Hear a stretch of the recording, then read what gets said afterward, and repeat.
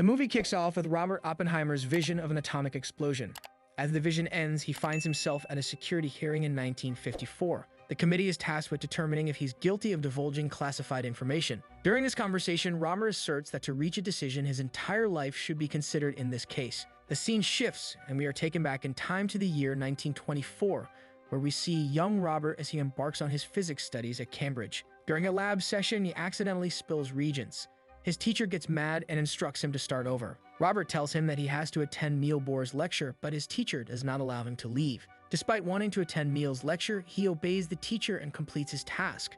However, after everyone leaves, he uses potassium cyanide to poison an apple on the table, intending to sneak away to Bohr's lecture. The following day, realizing his mistake, he rushes to the classroom to replace the apple. There, he meets Bohr and prevents him from consuming the poisoned apple. Both of them engage in a conversation, and impressed by Robert's knowledge, Bohr advises him to switch universities for better opportunities. Finding his advice useful, Robert enrolls at the University of Göttingen, delving into quantum physics. The scene then shifts to the year 1959, where a Senate meeting discusses Louis Strauss's nomination for Secretary of Commerce. During this, Strauss faces questioning about Robert, and surprisingly, he expresses his negative views, explaining his connections to communist circles. It is revealed that Robert has a personal grudge against Strauss dating back to 1947, when he first encountered him. As head of the U.S. Atomic Energy Commission, Strauss offered him a position at Princeton University, but Robert declined his offer. After this, spotting Albert Einstein near the lake, Robert approaches him and displays patronizing behavior towards Strauss. Robert and Einstein engage in a brief conversation before Einstein departs, and as soon as Strauss comes there, Einstein does not pay any attention to him. This clearly shows that it has something to do with Robert, and he must have said something upsetting about Strauss to Einstein. After completing his studies in Göttingen, Robert attends a lecture by Heisenberg. Heisenberg praises Robert's scientific work and proposes research collaboration, but Robert declines, stating his intention to return to the United States. After this, Robert began teaching at Berkeley, initially with only one student in attendance. However, soon the number of students rapidly grows.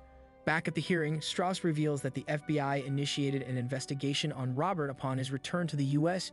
due to his left-wing political leanings. On one occasion, Robert attends a meeting of the Communist Party USA, where he encounters Håkan Chayler and Jean Tetlock. He engages in an affair with Jean, but Robert finds it hard to keep up with her mood swings. Their relationship is further affected by developments in the scientific world, as a piece of breaking news emerges that the Germans have successfully split the uranium atom. After this discovery, scientists realize that if this achievement leads to a chain reaction of released neutrons, it could be harnessed for a bomb. Adding to this article, another follows stating Hitler's invasion of Poland, igniting World War II. During a routine Communist Party gathering, Robert crosses paths with Catherine Pun, which once again turns into a romantic entanglement. In a surprising turn of events, Catherine leaves her husband to marry Robert. However, Robert still continues his association with Jean. During his hearing, Robert admits that his trust was lost in the communists when they stayed neutral at the start of the war, even though his wife Catherine was a member of their party. It is revealed that while he was in college, Robert met General Leslie Groves, who asked him to lead the Manhattan Project, which aimed to build an atomic bomb. The scene shifts, and we see Groves, who seems worried that the Germans might make a bomb first, so he thinks the US must get ahead.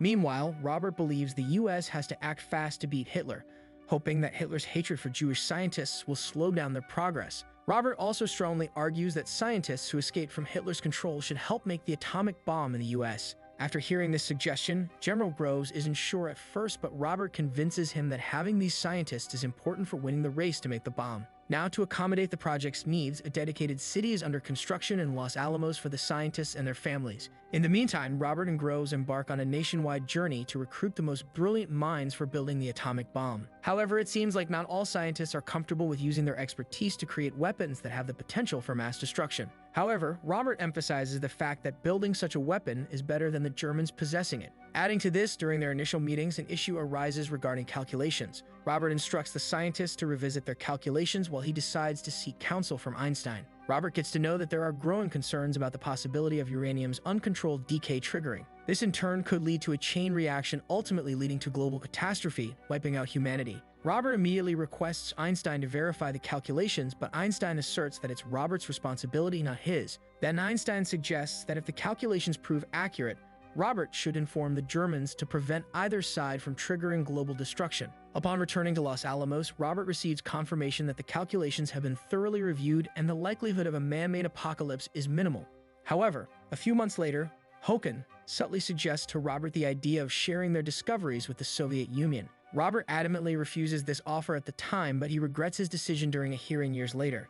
The timeline shifts back to 1959 amidst the hearings on Strauss's nomination as Secretary of Commerce. The Senate announces that they are going to hear the testimony of another scientist soon, causing anxiety for Strauss, who fears what might happen after this. It is revealed that scientists blame Strauss as head of the U.S. Atomic Energy Commission for what happened to Robert in 1954. Events rewind and take us back to a meeting in Los Alamos where scientists are discussing the devastating potential of the atomic bomb. One scientist suggests the concept of a hydrogen bomb, as it is hundreds of times more powerful than the atomic bomb. However, they also realize that the hydrogen bomb would still rely on atomic bomb technology, so they set aside this idea for the time being. Then a flashback to 1949 follows, where we see the Atomic Energy Commission discussing the Soviet Union's first nuclear bomb tests. During this, Robert proposes to initiate negotiations with the Soviets to get rid of the nuclear weapons. However, Strauss does not agree with him and asserts developing a hydrogen bomb to gain an edge over the Soviets. Back in 1943, General Groves scolds Robert for visiting another part of the Manhattan Project with another scientist,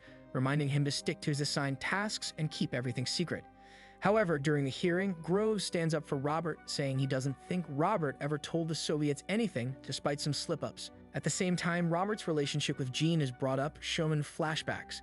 He admits the affair to Catherine, who's there at the hearing. She leaves because of it. After this, Colonel Boris Posh, responsible for Manhattan Project's secrecy, is called as a witness. He recounts an incident where Robert hinted at his Soviet spy network offering information through an intermediary. Posh wanted to know who the middleman was, but Robert didn't want to get in trouble, so he didn't say anything. But a few months later, around Christmas Eve, he finally gave a name. Back in time, Bohr arrives at Los Alamos. He was stranded due to the German occupation, but he shared wise words with the scientists, warning Robert about the serious responsibility of creating a weapon that could harm humanity. Meanwhile, Robert learns about Jean's tragic death. Her passing, caused by an overdose and drowning, deeply affects Robert, leading to a breakdown. He retreats into the woods, overwhelmed by despair, until Catherine finds him and encourages him to pull himself together. Soon after this, tensions rise further among the scientists, as it is revealed that one member is working on the hydrogen bomb project instead of their main tasks. Going back in time in 1949, the Atomic Energy Commission discusses the possibility of creating a hydrogen bomb.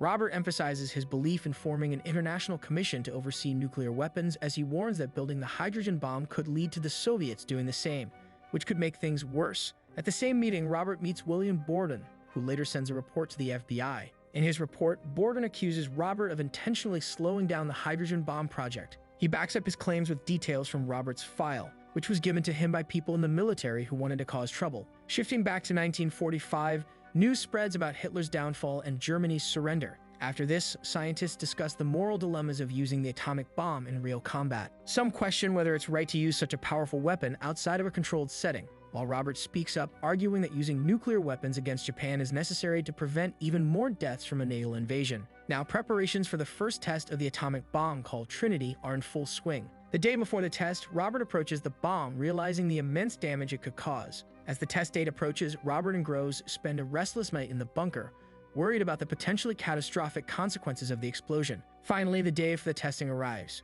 Armed with sunglasses and welding glasses, the team anxiously awaits the explosion as the countdown nears its end. Suddenly, a blinding light fills the sky, turning darkness into daylight.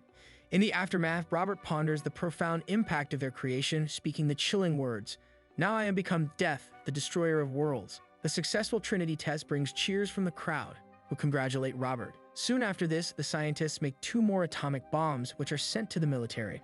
However, as they realize the destructive power of their invention, Robert struggles with moral questions about using such devastating weapons against other people. Then President Truman's speech about the nuclear bombings of Hiroshima and Nagasaki is broadcasted widely, and many people celebrate because it means the war is almost over. But Robert feels guilty about the lives lost because of the bombs he helped create. In a passionate speech to his team, he talks about the moral problems of using such powerful weapons and imagines how terrible it would be if they were ever used again. Despite his guilt, Robert becomes famous as a global science leader, even appearing on the cover of Time magazine. When he goes to a reception with President Truman, he's congratulated at first for his role in making the bomb. But when he admits feeling guilty about it, Truman brushes him off, giving him a handkerchief and calling him a crybaby before kicking him out. Years later, during a hearing after the war, it is revealed that Robert worked hard to stop the US from making more nuclear weapons, and this ultimately became the reason for conflict with Strauss. Therefore, using his connections, Strauss tries to harm Robert's loved ones. It is also revealed that Strauss was behind leaking Robert's information to Borden and organizing a closed hearing to damage Robert's reputation.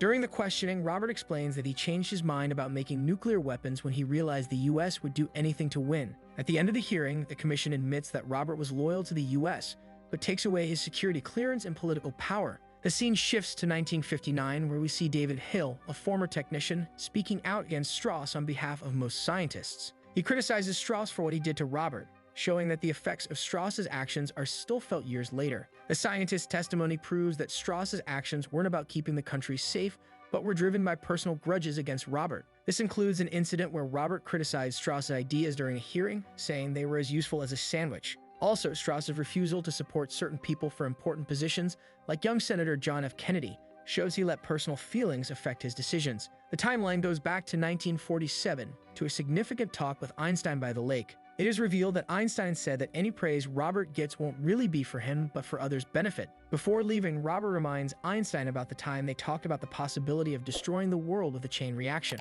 This is where the movie ends. Thank you for watching. Please leave a like, share, and subscribe for more.